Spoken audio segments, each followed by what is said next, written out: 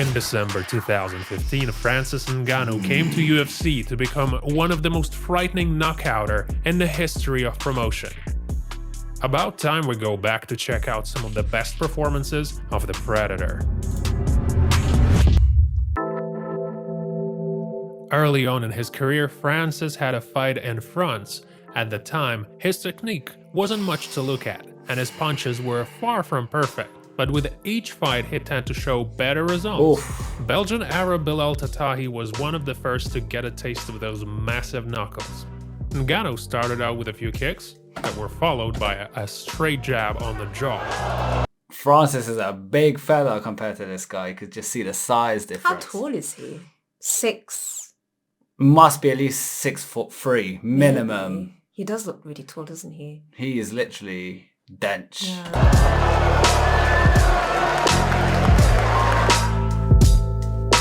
Oh! Francis's abnormal power could be sensed from afar, or It's that right punch. He gave him the BBF. Do you know what the BBF is? Big Black Fist. Instead of the BBC. Tatahi could barely walk after the fight was over. Francis received Damn. $2,000 for that fight. Look how tall he is and he compared came to the referee. realize that there Referee has a tiptoe. First that, you got paid $2,000 for that, so was a it's crazy how different the pay is now. place for him in MMA. He's just going for the wrestling because he knows there's no way he's standing up to the BBF. No way, that BBF is He's too... not taking that BBF. That BBF is too big. See, I'm liking Francis' style because he's all about the stand-up boxing. Knocked him out. Third fight for Ngannou, a debut for Bojan Mihajlovic. Having won 10 times in a row prior to that in Europe, the Serbian felt quite confident to take the risk. As it soon turned out, he fell prey to the big African predator very soon. But not until he The big African predator. Yo, he's a big fella, let's be honest. ran around the octagon for a good deal of 5 minutes. When he finally had nowhere to go, he looked like he was finally ready to run away. Fighter though, Mihajlovic, he's getting chased down. Big hammer fist. This could have been all over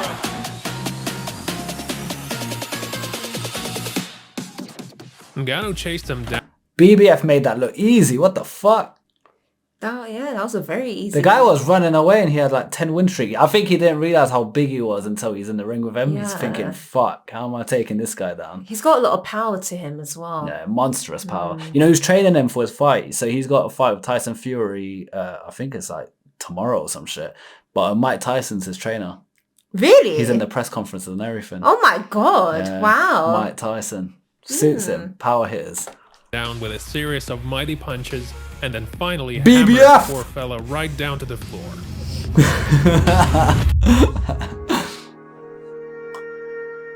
The Wild Predator won 4 times in a row and was number 10 in the rating by then. The UFC ex-champion Andrei Arlovski, with his name high up at the top, seemed like a good test at this point in his career. Arlovski easily avoided a really heavy right hand in the first round. He figured he should apply his legs more and also aim for Ngannou's head once or twice. One of those attempts finally turned real ugly for Andre.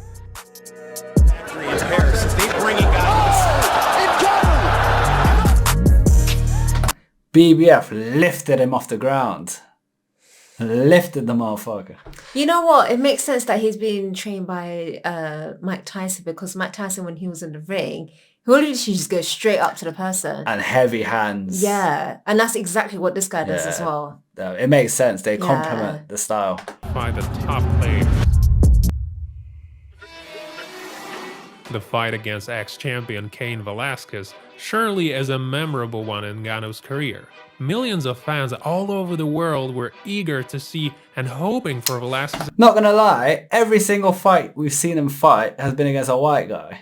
These are, like, on a real, like, you need to put him up against, you know, another like African or something. His size, his density. It's true. Hard, All man. these guys are small compared to him. Yeah, man. Obviously there's weight classes. I get that, but even then. But then again, Mike Tyson was small compared to a lot of his opponents. And he was bodying everyone. So.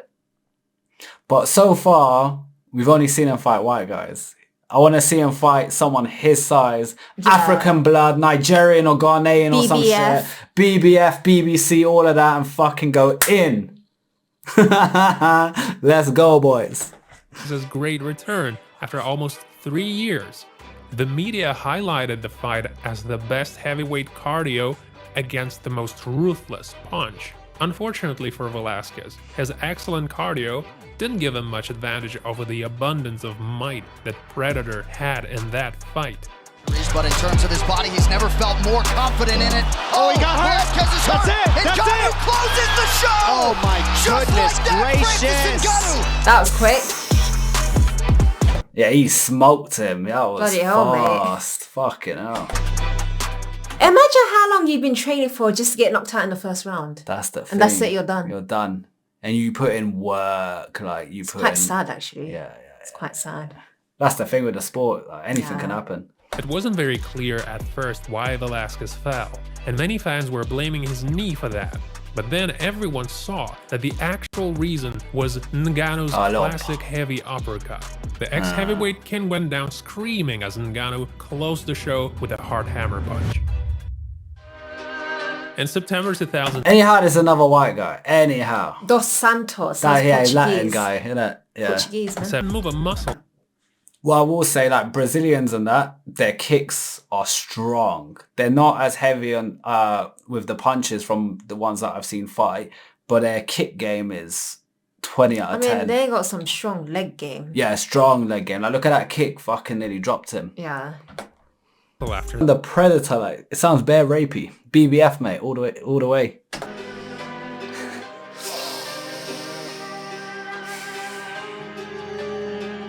An unlucky overhand left Brazilian unprotected. The Predator took his chance. The Predator! That's where he made the mistake. He went for that long shot, he missed, and he saw an opening. He saw easy opening. Yeah. More. Oh, there we go. Finally, 2 BBFs at it. Finally, guys. Fucking hell, it took a couple years, but we got there in the end. Got there. Which BBF is bigger? That's the question. 12 years since Francis fought Curtis Hey, he looks serious though. They put him up against a big fella. Finally, let's see how he matches. Over that period, Ngannou lost his hype by losing 2 times in a row and the way he behaved in the fight against Derek Lewis. By this time, Blaydes won 6 fights, one after another, was 3rd in the rating and everyone's favorite at the start of the fight. Right away, Curtis tried to take down Francis, but the latter only fixed himself in the center and was now waiting for Curtis to make a mistake. And fair enough, there it was. Okay. Over the top in him! Oh, this is bad news! I guess Francis's BBF was bigger. Fucking hell. Oh, heavy hit. Like that strike was supposed to be the end of the fight, but the ref decided to give Blaydes another chance. A chance to get beat up even more. Yeah. Alright, fair enough. Good fight. Time, but listen, man, I'm back. I'm back, baby. After another series of victories, Ngannou was once again in the game, striving for the champion's belt. Only because of Cormier versus Miocic situation, he was bound to either wait for the top fight or otherwise fight lower rating class fighters. And so he skipped an entire year and ultimately agreed to fight Rozenstruik. Jorginho Rozenstruik was mostly known as a ruthless kickboxer with behind his back. He's got Coming to MMA, BBL. he continued the tradition big black legs this time because he's a kicker. You could tell that he's booted the guy. with 9 clean KOs out of 10 fights. Ooh, Seems like he was hoping heavy. to surprise Predator with a little something. But as the wind blew, Ngannou's deathly windmill didn't leave a single chance for the renowned knockouter. Biggie boy. Oh! It's over. Rozenstruik is out! Whoa! He clipped him bad. That was a sweet KO. Yeah.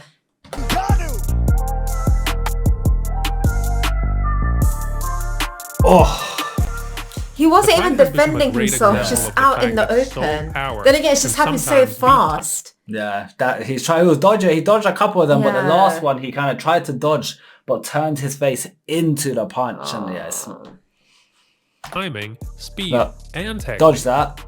Another bonus for Ngannou and a chance to claim the title. Trying to control the BBF, but he's really struggling on the floor, on the ground game especially. And landed a deliberate high kick. He stood back up, Damn. only to pay the price of yet another mistake he made. He nearly looked like he broke his leg because his whole body fell on that leg at the bottom. Yeah, that was fucked. Look, watch his leg. His ankle. The last left hand that came He could have snapped his ankle badly there. out of nowhere. Victory over Andrei Arlovski gave Francis even more confidence. From there on in, a lot of people wanted to see so heavy that Overeem seemed to have experienced something akin to clonic seizure. Oh my god. Aye, that's fucked. What the hell? Hopefully he got well, because that's Yeah. really bad, man.